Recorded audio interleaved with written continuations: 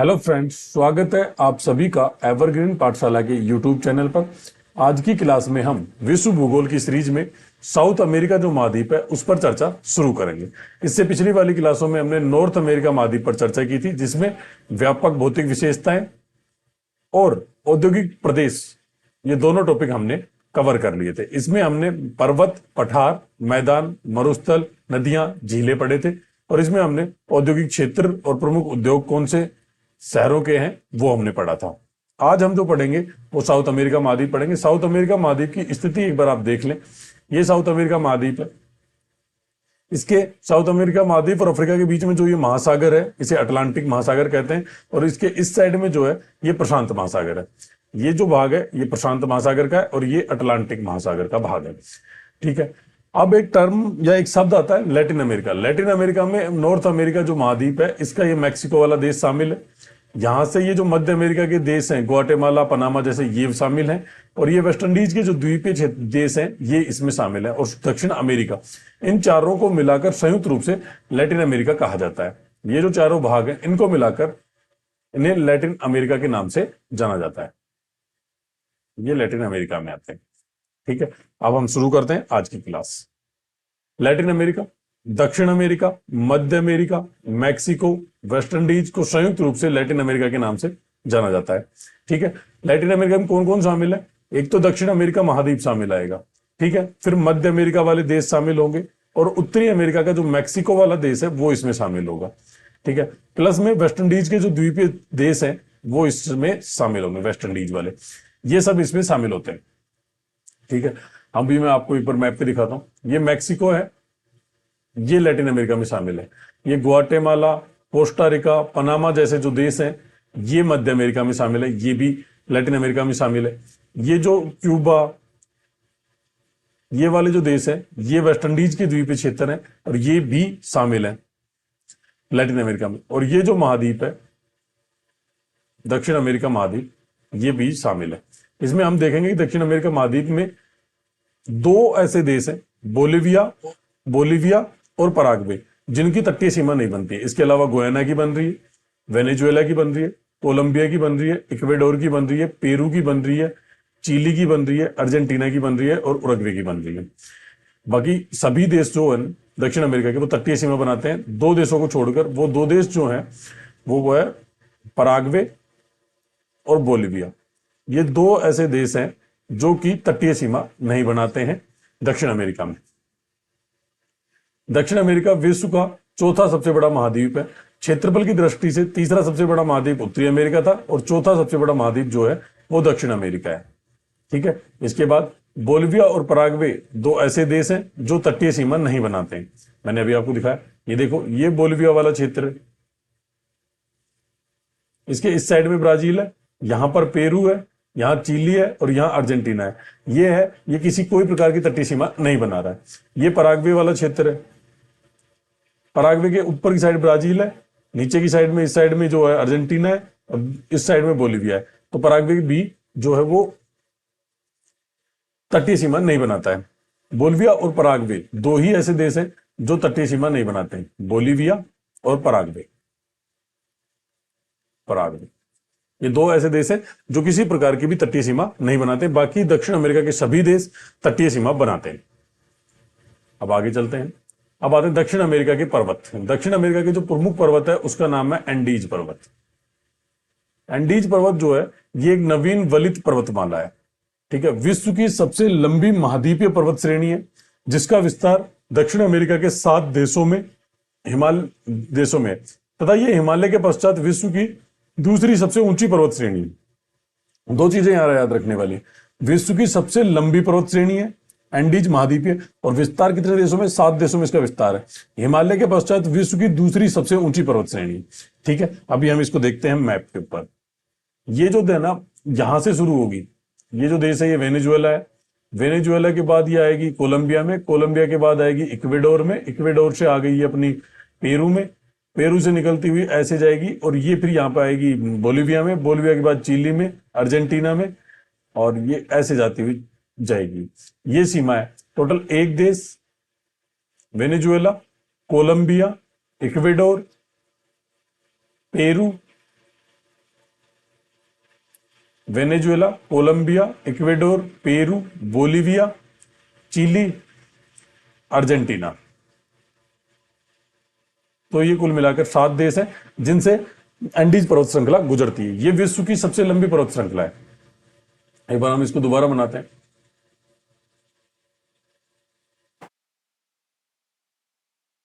ये कुछ इस प्रकार से फैली हुई है। ब्राजील में नहीं जाएगी ये, ब्राजील में इसका विस्तार नहीं है। ये जो पर्वतमाला है,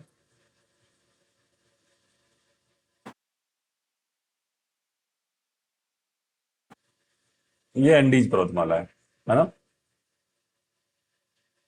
ठीक है, ये 7 देशों से गुजर के आ रही है। ये वेनेजुएला है, ये कोलंबिया है, ये इक्वेडोर है, ये पेरू है, ये बोलिविया है, ये अर्जेंटीना है, और ये जो देश है ये चिली है। इन 7 देशों से ये गुजर के आ रही है।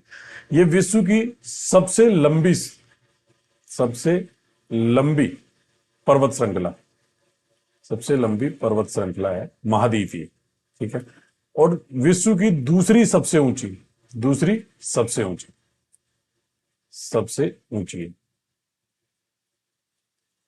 पर्वत श्रृंखला है। विश्व की सबसे ऊंची पर्वत श्रृंखला जो है वो हिमालय है। हिमालय के पश्चात दूसरी सबसे ऊंची ये है। ठीक है, इसमें इसकी जो सबसे ऊंची चोटी है वो माउंट एकांकागुआ है। माउंट एकांकागुआ, ये अर्जेंटीना में पड़ती है। ठीक है, इसमें अनेक प्रकार की वो ज्वालामुखी चोटियां हैं। ओजस डेल सलाडो, ठीक है, और कोटोपैक्सी और चिम्बराजो, ये इसमें ज्वालामुखी पर्वत श्रेणियां हैं। ठीक है, ये इसमें आती है। अब अपन एक बार फिर पढ़ते हैं। विश्व की सबसे लंबी महाद्वीपीय पर्वत श्रेणी जिसका विस्तार 7 देशों में है। हिमालय के पश्चात विश्व की दूसरी सबसे ऊंची पर्वत श्रेणी है। ठीक है, विस्तार 8500 किलोमीटर में है और 7200 किलोमीटर अनवरत है। अनवरत का मतलब कंटिन्यू, मतलब उसमें कोई ब्रेक नहीं है। 7200 किलोमीटर तक तो ये सीधा विस्तार है इसका। सर्वोच्च चोटी माउंट एकांकागुआ अर्जेंटीना में पड़ती है। अन्य ज्वालामुखी चोटियां ओजस डेल सलाडो, विश्व का सबसे ऊंचा सक्रिय ज्वालामुखी ओजस डेल सलाडो है।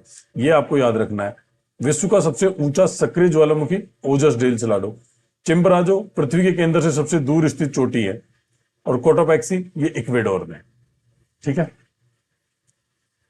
अब तक हमने जो एंडीज पर्वत श्रृंखला पढ़ी वो हम इस मैप पर देखते हैं। वेनेजुएला से कोलंबिया, कोलंबिया से पेरू, पेरू से बोलिविया, अर्जेंटीना, और ये फिर लास्ट में चिली में एंटर हो जाएगी।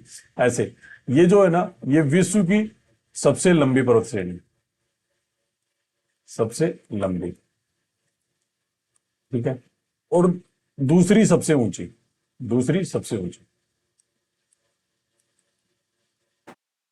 इसके साथ साथ 8500 किलोमीटर जो इसकी कुल लंबाई है, और 7200 किलोमीटर ऐसी लंबाई है जो कि बिल्कुल कंटिन्यू है, उसमें कोई प्रकार का ब्रेक नहीं है।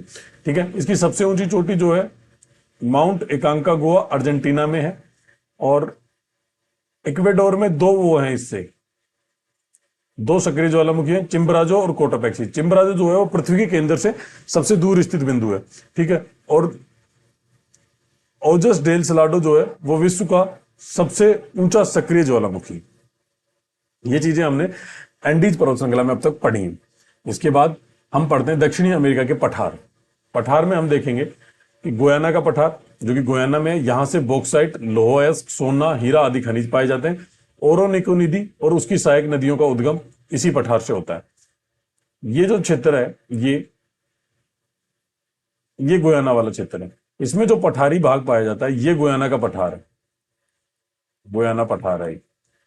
यहां जो है सोना, हीरा, लोह अयस्क आदि खनिज पाए जाते हैं, और यहां से ओरोनिको और उसकी सहायक नदियों का उद्गम होता है। फिर ब्राजील में अपन जब आएंगे तो ये वाला जो क्षेत्र है, यहां पर ब्राजील का पठार पाया जाता है। यहां से साओ फ्रांसिस्को और पराग्वे, इन दो नदियों का उद्गम होता है। ठीक है, बोलिविया में अपन जाएंगे। ये बोलिविया वाला क्षेत्र है। यहां जो पठारी भाग है ये बोलिविया का पठार कहलाता है, बोलिविया पठार। ये जो इधर से एंडीज पर्वत जो गुजर रहा है, इस एंडीज पर्वत श्रृंखलाओं के बीच में स्थित है ये पठार। तो ये एंडीज पर्वत श्रृंखला के बीच में स्थित है, और यहां पर शुष्क परिस्थितियां पाई जाती हैं बोलिविया के पठार पर। ठीक है, और ये पेंटागोनिया का पठार है यहाँ अर्जेंटीना और चिली में, यहाँ इस क्षेत्र में अर्जेंटीना चिली में इसी क्षेत्र में एक पेंटागोनिया नाम से मरुस्थल पाया जाएगा जो कि शीत मरुस्थल है। शीत मरुस्थल है। एक बार इनके बारे में हम अगली स्लाइड पे पढ़ लेते हैं। गुयाना का पठार, यहां से बॉक्साइट, लोहयस्क, सोना, हीरा आदि खनिज पाए जाते हैं। ओरेनोको नदी और उसकी सहायक नदियों का उद्गम गुयाना के पठार से होता है। ब्राजील का पठार, साओ फ्रांसिस्को तथा प्राना नदियों का उद्गम ब्राजील के पठार से होता है। बोलीविया का पठार एंडीज पर्वतों की श्रेणियों के बीच में स्थित है और यहाँ शुष्क परिस्थितियां पाई जाती है। एंडीज जो पर्वत श्रृंखला है उसके बीच में स्थित है ये, मतलब ऊपर से जैसे यहां से एंडीज पर्वत आएगा, एंडीज पर्वत आ रहा है, ये बोलीविया वाला क्षेत्र है, यहां पर ये पठार स्थित है, यहाँ पर ये पठार स्थित है, इसके आगे वापस शुरू हो जाएगा। ये बोलीविया का पठार है, यहाँ शुष्क परिस्थितियां पाई जाती हैं, ठीक है। और फिर पेंटागोनिया पठार, ये चिली और अर्जेंटीना में विस्तृत है। यहीं पर पेंटागोनिया का मरुस्थल स्थित है जो एक ठंडा मरुस्थल है। अब एक बार हम आज की क्लास में हमने पर्वत और पठार पढ़े, इन दोनों का हम एक बार रिवीजन कर लेते हैं।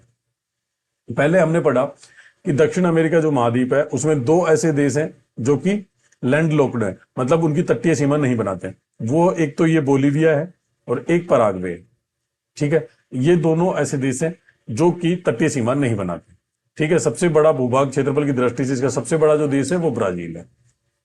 ये तो आप मैप को देख के ही समझ रहे होंगे, ब्राजील इसका सबसे बड़ा देश है, ठीक है। अब हम पढ़ते हैं पर्वत। पर्वत जो है वो इसमें पर्वत पाया जाता है इसमें तो पेन का कलर बदल ले।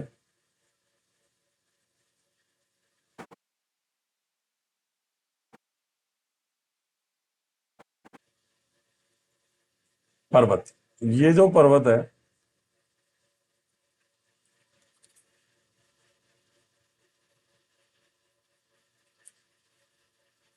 ये पर्वत यहां से आ रहा है, ये रेड कलर से जो पर्वत आ रहा है, सॉरी रेड कलर तो इसमें दिख जाएगा क्या, हाँ ये पर्वत है, ठीक है।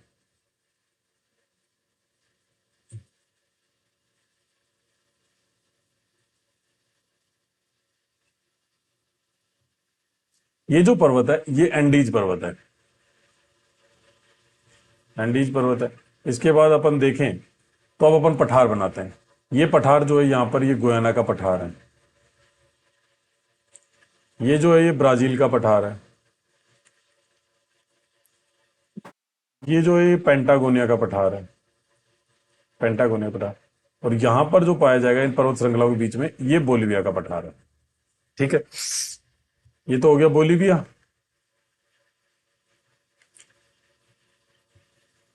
ये हो गया गुयाना, ये ब्राजील, ये हो गया पेंटागोनिया, पेंटागोनिया। ये चार पठार है। ये जो पर्वत श्रेणी है ये है एंडीज। इसमें जो सबसे ऊंची चोटी इसकी जो है वो है एकांकागुआ। ज्वालामुखी पेटियों में देखें तो Ojos del Salado,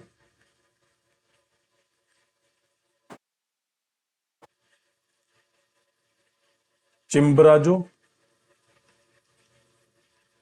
Cotopaxi, Cotopaxi, ये इसकी ज्वालामुखी चोटी है। ये विश्व का सबसे ऊंचा सक्रिय ज्वालामुखी, विश्व की सबसे लंबी पर्वत श्रृंखला और सेकंड हाईएस्ट पर्वत श्रृंखला है, ठीक है। यहां से ओरोनिको और उसकी सहायक नदियों का उद्गम, साओ फ्रांसिस्को और पराग्वे नदियां यहां से निकलती हैं। पेंटागोनिया में एक पेंटागोनिया मरुस्थल पाया जाता है जो कि ठंडा मरुस्थल है और यहां पर शुष्क परिस्थितियां पाई जाती। ये आज की क्लास में हमने पढ़ा, ये दक्षिण अमेरिका के पर्वत और पठार थे। आज की क्लास में इतना ही। अगली क्लास में हम उत्तरी अमेरिका महाद्वीप के मैदान, मरुस्थल, नदियां व झीलें, ये चारों टॉपिक कवर करेंगे। उससे अगली क्लास में औद्योगिक प्रदेश वाला पोर्शन कंप्लीट करेंगे। आज के लिए इतना ही। थैंक यू, धन्यवाद। यदि वीडियो पसंद आई हो तो लाइक और सब्सक्राइब करना ना भूलें।